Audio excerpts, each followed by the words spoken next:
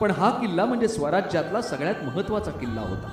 जिजाऊ मासाहेब महालाच्या सज्जात उभ्या असताना समोर असणाऱ्या कोंढाणा किल्ल्याकडे खिन्न नजरेनं पाहत होत्या. कोंढाण्यावरचं हे हिरवं निशाण आमच्या डोळ्यात खुपतंय. कोंढाणा आपल्यासाठी फार महत्वाचा आहे. मासाहेब आमचे मनसुबे तुम्हाला तंतोतंत समजतात. आमच्याही मनी तोच विचार आहे. तानाजी आपल्या मुलाच्या रायबाच्या लग्नाचं निमंत्रण घेऊन आलेले असतात. आम्ही जिथं असताना राज स्वतः मोहिमेवर जाणार. आधी लगीन कोंढाण्याचं आणि मग रायबाचं. मध्यरात्रीचा सुमार. घोरपड दिसायला छोटा पण अत्यंत चिवट असा प्राणी.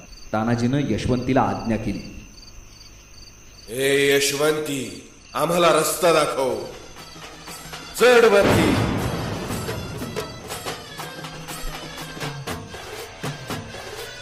हर हर महादेव. तेवढ्यात उदयभानानं त्याच्यावर झेप घेतली. जणू काही दोन सिंह एकमेकांशी झुंजायला लागले. दोघेही शूरवीर धारातीर्थी बनले आणि बघता बघता कोंढाणा किल्ल्याची मोहीम फत्ते झाली.